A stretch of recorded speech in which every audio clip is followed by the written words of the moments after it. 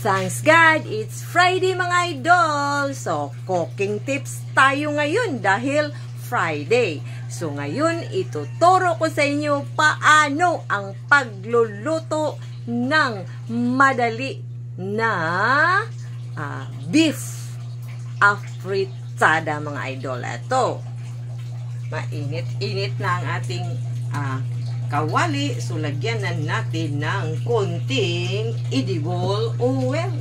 So, syempre, hintayin natin na medyo mainit-init siya. Pero, kuha pala tayo ng ibang luwag. O, diba? O, kasi, non-stick itong ginagamit natin. Non-stick na kawali.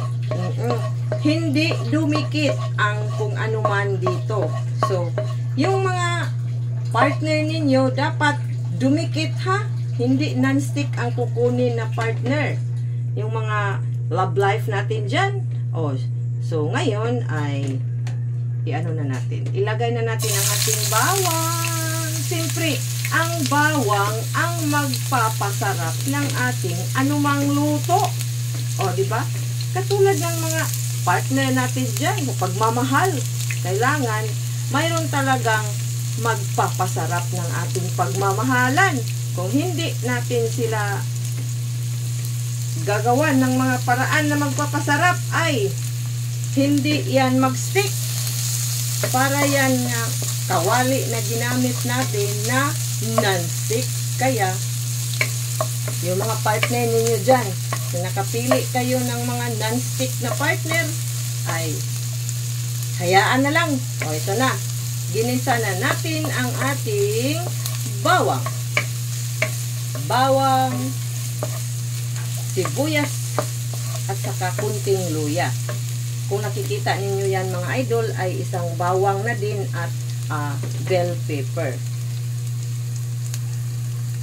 So, ngayon, medyo nag-brown-brown ang ating bawang at bombay, ay ilagay na natin ang ating beef strips. Yung beef strips, kagabi, ay inano ko na, pinakuluan ko na, pinagisa ko na, kasi mas matagal man maluto ang beef.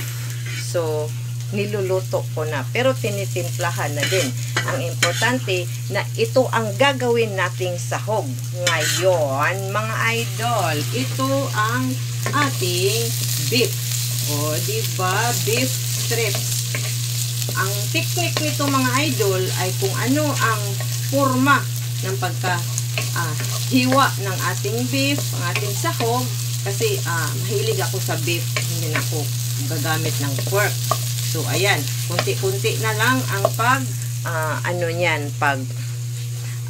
hintay natin na medyo magiging golden brown siya. So, hintay-hintayin lang natin. So, nagiging brown-brown na din siya ang ating beef strips. So, syempre, lalagyan na natin siya ng oyster sauce mga idol, kasi kagabi sa nilatan ko na ang ating beef, ay nilagyan na siya ng kunting asin. So ngayon lalagyan natin siya ng pangtimpla na oyster sauce. Itong oyster sauce kasi mga idol, hindi na kailangan ng seasoning na yung magic na seasoning, hindi na, kasi kompleto na yan.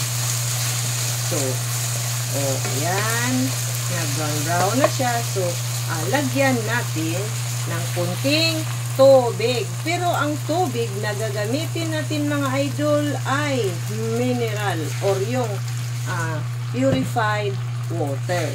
Hindi tayo gagamit ng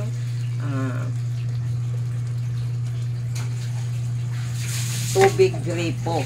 Oo, kasi kailangan malinis. Oo. Katulad ng inyong mga pagmamahal dyan, kailangan malinis. So, hintay-hintayin natin na kumulo para idagdag ang ating iba pang sahog na mga vegetables, mga idol. So, tikman na natin. Oo, diba? Luto-luto na siya. Masarap. So, So ngayon, ilalagay na natin ang ating the best na pang sahog, ang carrots. At syempre, hindi mawawala ang patatas. Partner kasi sila yan. Oo. Patatas at carrots, mga idol, para din yan ikaw at inyong asawa. Partner. Hindi yan pwedeng maghiwalay. Pero minsan maghiwalay yan kung hindi mag-stick ang isa. So, hihintayin na naman natin na medyo lumalambot ang ating carrots at patatas, katulad ng ating mga pusong babae, di ba? Malalambot. Hintayin natin.